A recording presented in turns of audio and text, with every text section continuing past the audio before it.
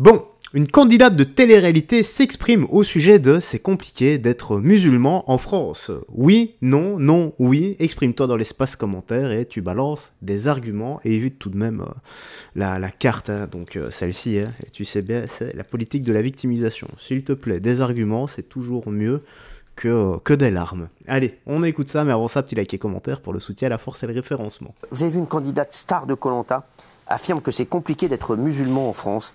Vous allez réagir à ça. Elle s'appelle Wafa. Hein. Regardez, elle est partie vivre à Dubaï depuis 2021. Regardez.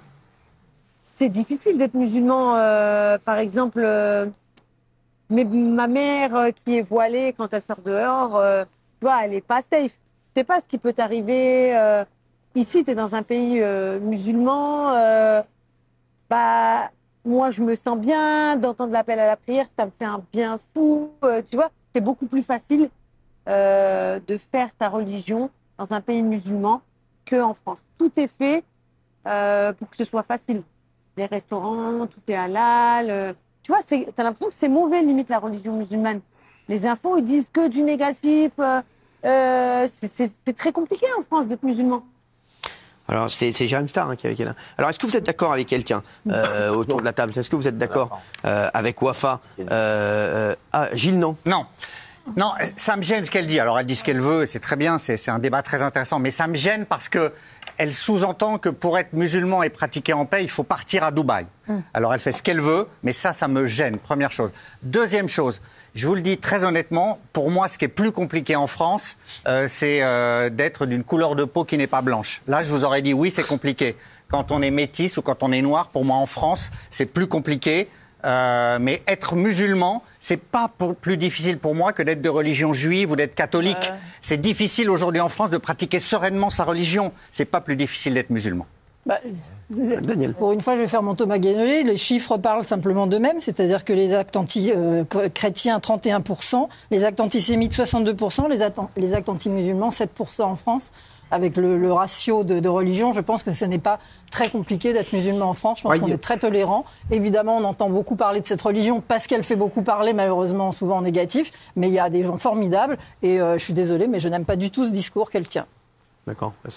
Jean-Michel. On n'est pas une France raciste. C'est le propre des pays laïques. Alors, si on est très religieux, oui, ça peut être emmerdant d'habiter dans un pays où on pratique la laïcité depuis plus d'un siècle. Voilà, et si on veut être en accord avec sa religion, on part à ce moment dans un pays où la religion est d'État. Mais franchement, je ne vois pas où est la difficulté d'être musulman. C'est peut-être aux musulmans qui en parleraient le mieux, certainement. Mais moi, je connais pas mal de musulmans, ils ne m'ont jamais dit c'est dur d'être musulman en France. Ils arrivent, ils pratiquent leur culte tranquillement. Il n'y a pas de... Pour les musulmans qui sont sereins, on est serein avec eux, je ne vois pas où est le problème. Thomas. Ça fait, je dirais, une vingtaine d'années que c'est très très très difficile d'être musulman en France. Parce qu'il s'est passé deux choses dans un intervalle de temps très court. C'est que la France, médiatiquement, a ouvert les vannes à l'extrême droite. Avant, ce n'était pas le cas. Et donc, on a commencé à entendre tout un discours où, pour ne pas dire directement du mal des Maghrébins, parce que c'est explicitement raciste, on a commencé à dire que les musulmans posaient problème comme ceci, que l'islam n'était pas compatible avec la République, que, etc., etc. Le mot musulman, le mot islam est devenu finalement un mot de passe pour pouvoir être raciste anti-maghrébin impunément. Et là où je rejoins Gilles, c'est que c'est en réalité du racisme et non pas de la critique religieuse. Après, l'autre élément qui est arrivé, c'est le 11 septembre 2001. À partir du 11 septembre 2001, les gens ont fait l'association tout de suite musulmans égale islamiste égale terroriste. Et il faudrait qu'on se rende compte quand même pour ce que ça fait aux gens de subir cette suspicion et cette paranoïa absolument tous les jours de leur vie. C'est insupportable en fait. Insupportable. Géraldine, tiens. Quand je t'entends, Thomas, je me dis qu'on n'est pas sorti de l'auberge et que vraiment tu es le reflet du fait qu'on est tellement fracturé et communautarisé par des discours comme ça. En fait, moi, je pense qu'aujourd'hui, en France, il est autant difficile d'être musulman, qu'il est autant difficile d'être athée, qu'il est autant difficile d'être chrétien, qu'il est autant difficile d'être juif. Je pense qu'on est un pays complètement éclaté où tout le monde se regarde avec... J'ai eu énormément de chrétiens qui m'ont appelé cet après-midi sur Europe 1, qui m'ont dit que ça devenait de plus en plus compliqué pour eux, la religion catholique en France. Et moi je prône, et j'espère que le prochain président, en 2027, il se rappellera d'une chose particulièrement, ce sont les racines chrétiennes de la France. Les Français, pour moi, ont besoin de cadres. Ils ont besoin de cadres, ils ont besoin de retrouver des valeurs. Et aujourd'hui, j'ai rien personnellement contre Emmanuel Macron, mais pour moi, il faut quelqu'un qui ait un peu plus de poigne et qui ait un peu plus qui ait une direction, qui ait même une direction, pour moi, même religieuse. Excusez-moi de vous dire ça. Je pense que la religion, quelle qu'elle soit, elle amène un cadre aux gens. Et normalement, non, mais s'il vous plaît. Et moi, de voir que des chrétiens, des chrétiens me disent aujourd'hui, on a peur de mettre la crèche dans notre maison. On a peur de mettre des signes religieux dans notre voiture parce que la dernière fois, on s'est fait casser notre pare-brise. Moi, ça, pour moi, le plus gros problème en France aujourd'hui, c'est celui-là. C'est qu'aujourd'hui, les catholiques, les chrétiens doivent être heureux en France. Et on doit se rappeler tous les jours, et notre prochain président en 2027, il doit se rappeler tous les jours, des racines chrétiennes de la France. Et je pense vraiment qu'aujourd'hui, là, je vous le dis, on n'a pas de cap. Et Emmanuel Macron, voilà, il fait ce qu'il peut, mais on a besoin, justement, je pense, d'un président qui rappelle ça tous les jours. Non, je crois pas. Je le pense vraiment. Et moi, je pense à tous les chrétiens qui nous regardent, dont on parle très rarement, qui sont ceux qui, pour moi, d'après les témoignages que j'ai, sont ceux qui souffrent le plus. Je vous le dis. Et donc, aujourd'hui, je pense vraiment qu'il faut, je vous dis tous les jours, rappeler les racines chrétiennes de la France et arrêter de les cacher. C'est pas honteux. C'est devenu insupportable. C'est loin d'être honteux, au contraire. Croyez-moi, c'est au contraire. C'est une force pour la France. Voilà. Donc la laïcité, oui. Les racines chrétiennes, tous les jours. Non, mais il n'y a pas de délit de faciès quand on est catholique, il n'y a pas de Géraldine Maillet, l'embauche quand on est catholique. Géraldine Maillet, déjà, laissez-moi finir, s'il vous plaît. Ah oui, mais merci, parce que moi, je ne vous ai pas interrompu quand vous dites des bêtises sur Kylian Mbappé. Merci, Géraldine Maillet. Merci, non, mais je vous le dis, donc stop.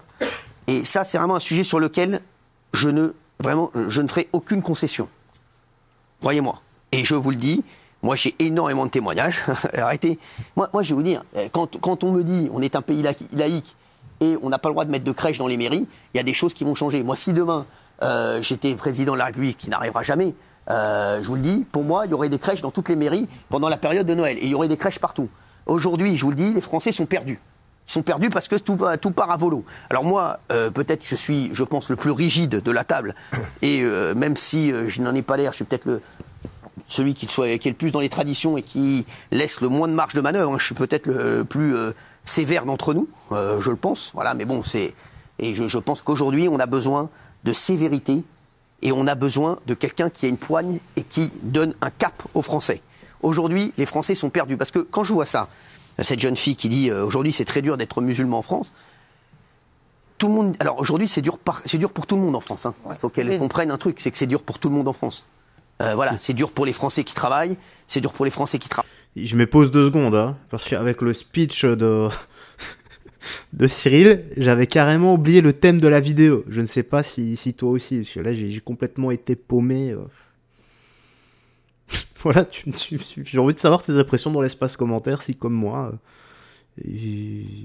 t'as été emmené ailleurs, quoi. Travaille pas, c'est dur pour les Français qui se lèvent tôt, c'est dur pour les Français qui... Non mais je vous le dis, tout le monde a des problèmes. Donc voilà, donc pas là. Non mais exactement, en plus elle habite pas là. Donc voilà, donc, elle a raison, mais voilà, je peux comprendre son problème. Mais tout le monde a des problèmes. Mais aujourd'hui, pour moi, je vous le dis, chaque jour, il faut que nos dirigeants rappellent que la France a des origines chrétiennes. Et tant vous parlez de culture, du coup, on est d'accord. Tant qu'ils ne feront pas ça, je vous le dis, il n'y aura pas de cap. Il n'y a pas de cap. Voilà, il n'y a pas de cap. On va voir, tiens, je voudrais savoir ce qu'en pensent les téléspectateurs. Tiens. Nos téléspectateurs, voilà, 90%, non. Voilà. Tiens, je voudrais vous parler de l'ARCOM. Ouais. L'ARCOM qui a dressé les motivations qui ont poussé à ne pas reconduire C8. Bon, je voulais quitter, mais... Allez, ça dure 3-4 minutes. Allez, vas-y, on va écouter ça en même temps. Parce que normalement, ça se finit là, mais bon. Allez, allons-y. Écoutons ça. Les Échos ont révélé aujourd'hui quelques points du document officiel. J'aurais pu vous le faire. Mais c'est dommage qu'il n'a pas répondu à Thomas Guénolé. J'ai plus l'impression qu'il a évité la question de Thomas Guénolé parce qu'il ne savait pas quoi répondre. Je l'ai, le document officiel. Donc voilà. Je vais vous dire les quelques points. C'est quand même... Alors, je vais vous raconter. Les points, c'est absolument incroyable. Bon. bon, c'est très mal fait, donc je vais le faire moi-même, parce qu'une fois de plus, les fiches, on comprend rien. Donc voilà, quand on est avec des génies, il faut continuer à travailler avec eux. Merci. Alors, voilà, je vais m'en occuper moi-même, puisque c'est catastrophique. Voilà, c'est très simple, il y a quelques raisons. Les raisons. Alors, manque de programme inédit et de direct. Ah, c'est quand même incroyable. Ils ont commencé. C'est bon, mais c'est pas une vanne. Terminé. Ça s'arrête là. Ça n'a rien de continuer. Ça s'appelle direct. Il y a William à midi. On est la chaîne qui fait le plus de direct. Et de programme inédit. Non, mais quand on a dit ça, de toute façon, on a rideau, on a un peu rigolé, oui, bien sûr. Dingue. Manque de magazines et émissions de divertissement. Non. Non, mais c'est pas une vanne. Les mecs, franchement, je vous le dis, c'est pas la peine de mettre ça, on comprend rien. Donc arrêtez. On comprend rien. Si, c'est une bonne comparaison. Non, mais ils se font chier avec leur tableau. Ouais. Ça n'a rien à voir. Manque de magazines et d'émissions de divertissement. Trop de rediffusion de séries. Non, mais je te jure, franchement, c'est une vaste fumisterie. Manque de maîtrise de l'antenne, plus de 7,6 millions d'amendes sur les 8 dernières années. Sur les 8 dernières années. C'est eux qui donnent les amendes. Hein. Aussi, je peux te dire, demain, je t'ai mis une amende de 10 milliards, mais si c'est moi qui te la donne et que derrière, c'est moi qui te sanctionne, forcément, c'est le serpent qui se mord la couille. Maîtrise de l'antenne. Maîtrise de l'antenne. Non, mais c'est vrai, c'est le serpent qui se mord la couille. Non, le serpent n'a pas de couille, vous pouvez pas dire ça à l'antenne. C'est la plus grosse somme aussi jamais donnée. Oui, bien sûr, mais bon, c'est pourquoi ils ont fait ça. À mon avis, ils se servaient de ça aussi pour dire derrière, on enlève la chaîne. Non, mais c'est absolument incroyable. Vous avez vu, même le public a rigolé. Et c'est fait très tranquillement. Hein. Tout le monde s'en fout, tout le monde continue à dire il y a une énorme fumisterie qui est partout, mais tout le monde dit très bien, continuez, c'est pas grave. Hein. C'est Hanouna, il est riche. Voilà, c'est Hanouna et Vincent Bolloré, vous inquiétez pas, ils sont riches. Mais ils pensent à Hanouna, à faire chier Hanouna et Vincent Bolloré. Ce qui est vrai, de toute façon. Il ferait mieux de penser à tous les gens qui vont pas travailler derrière. Alors là, derrière, en plus, je vous le dis, ce qu'ils essaient de faire, c'est pas l'Arcom, hein, mais qui est un journaliste, etc., ils essaient de m'empêcher de travailler ailleurs, puisque moi, quoi qu'il arrive, quand je travaillerai, que ce soit dans le groupe Canal, parce que j'ai pas encore pris ma décision, sachez-le, ou ailleurs, je vous donnerai ma décision le 27 février lors de la dernière, je vous le dis. Oui, je vous le dis, je vous dirai ce que je ferai. Pour l'instant, j'ai pas encore pris ma décision. Mais, quoi qu'il arrive, je veux garder tous les gens qui sont là, qui travaillent avec moi et qui ont travaillé avec moi. Alors, oui, donc c'est moi encore qui vais donc essayer de réparer les bêtises qui ont été faites par les institutions. Voilà, je vous le dis. Donc c'est quand même incroyable. Voilà, je vous le dis, mais le président, mais quel homme, un mec qui n'a pas pu passer dans un péage. Mais quel homme. Voilà. Il répond, il va au Louvre pour savoir si on va mettre un bras à la Vénus de Milo. Voilà. Donc voilà, il fait sa vie. Hein. Il va à Colmar discuter avec des mecs pour savoir s'il va réduire les vacances scolaires. C'est vraiment là, il y a vraiment une urgence de réduire les vacances scolaires. Il n'y a pas d'autre truc à faire là en France. Hein. Là, c'est vrai que là, l'urgence, c'est réduire les vacances de la Toussaint de 2 à 1 semaine. Là, des Français, tu vas dans la rue, tu dis c'est quoi ton plus gros problème? Il y a trop de vacances à la Toussaint. Non, pour vous dire, on en est. Non, mais pour vous dire un petit peu le... Bon, allez, je coupe là parce que voilà, c'est en train de tourner en boucle là. Bah voilà, petite news actu se termine ici. Tu réponds, on s'en fout là du passage de l'Arcom. Je pensais que ça allait être un peu plus pertinent. Bon, le début était bien, mais après c'est parti encore une fois en vrille. Bah tu réponds juste à la question fondamentale. Hein. Est-ce compliqué si toi tu es musulman et de France, hein, si c'est compliqué d'être musulman en France? Voilà, je suis curieux d'avoir ton avis, peu importe. Peu importe ton avis, mais juste de l'argumentation, comme ça, je te répondrai, voilà, si je tombe sur le commentaire. Merci à toi en tout cas. Allez, prends bien soin de toi, des gens que tu aimes, et surtout que Jésus-Christ te bénisse. Bye bye, fais très attention à toi. Ciao, ciao.